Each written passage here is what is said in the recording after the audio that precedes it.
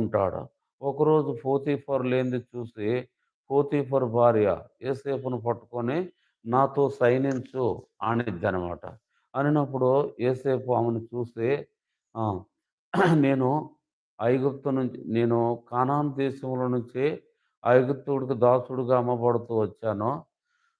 నేను ఈ ఇంట్లో అడుగుపెట్టింది మొదలుకొని దేవుడు మిమ్మల్ని ఆశీర్వదిస్తున్నాడు. ఆ కారణం చేత నా యజమానుడు తన ఇంటి అంతటిని నాకు అధికారిగా చేస్తూ వచ్చాడు.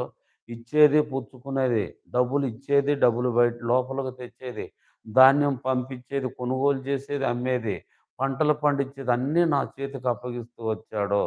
ఆ! అంత నమ్మకంగా పోతీఫర్ నన్ను ఎంచుతూ వచ్చాడు.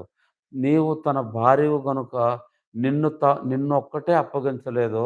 మిగతాదంతా అప్పగిస్తూ వచ్చాడు.